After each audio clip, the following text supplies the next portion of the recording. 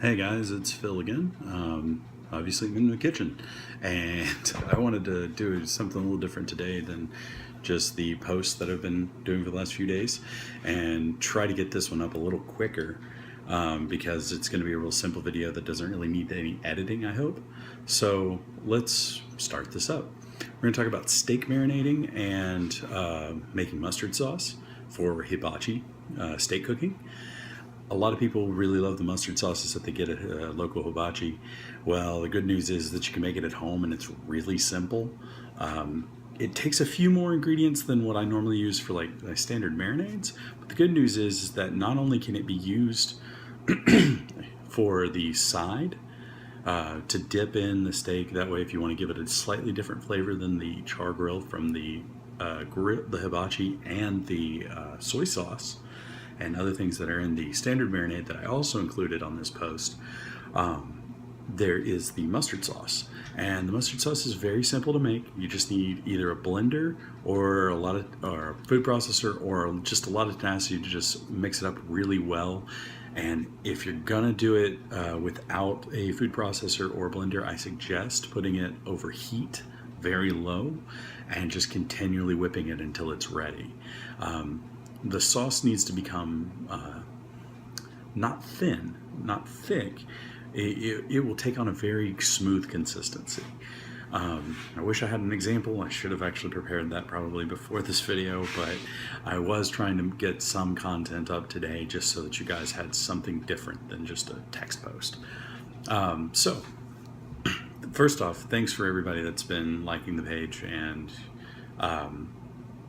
sending encouragement and everything else. I really appreciate it.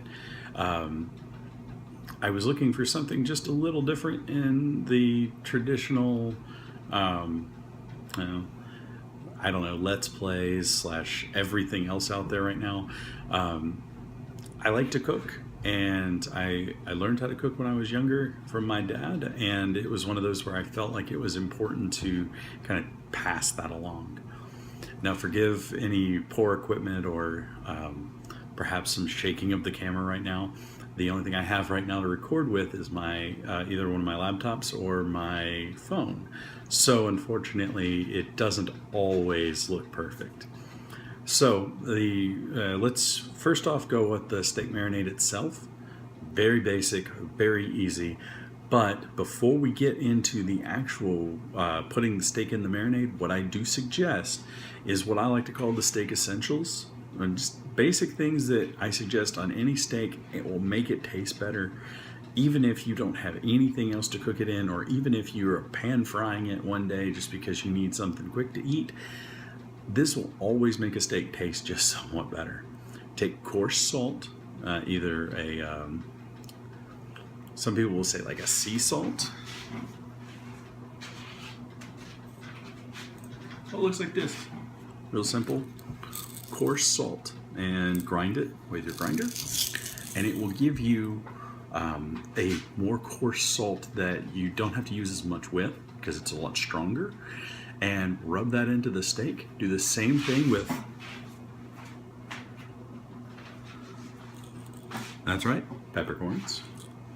And that'll give you, on the average, just rub that into the steak before you do anything else.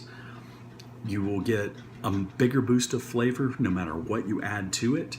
I also suggest just a tiny bit of garlic powder in this particular case because of the fact that part of the marinade actually has garlic in it.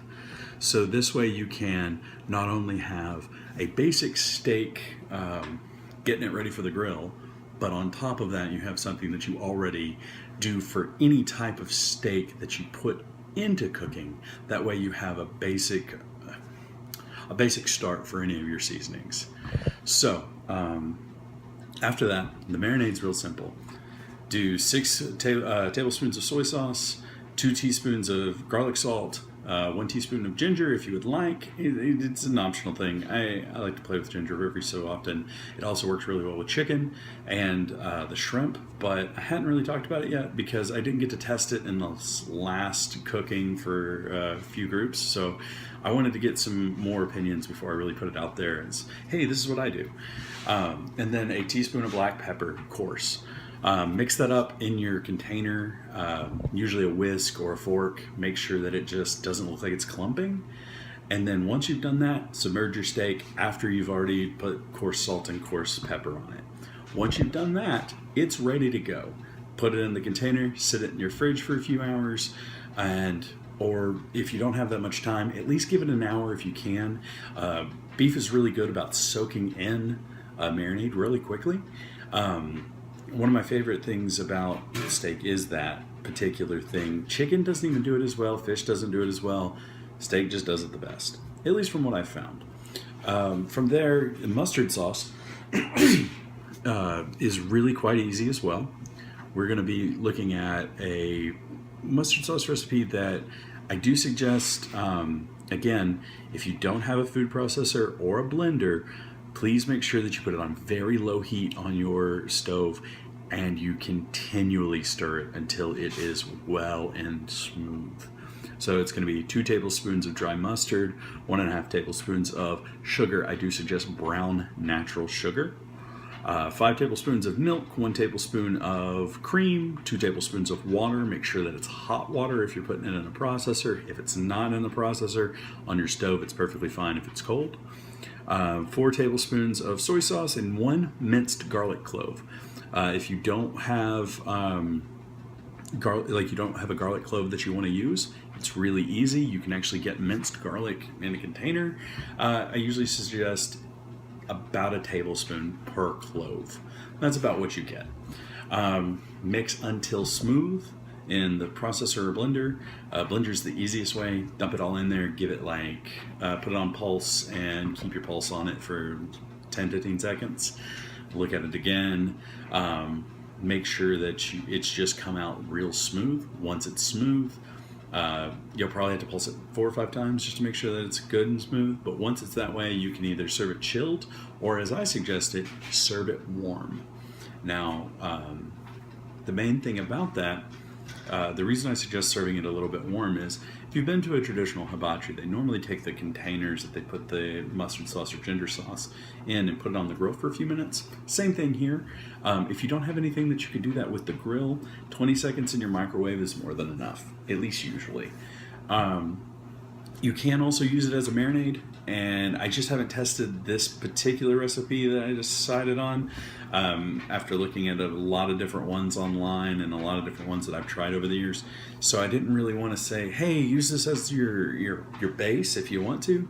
But if you're really wanting to try something different, hey, let me know how it works out in the comments. I'd love to know. Obviously, again, guys, really appreciate y'all being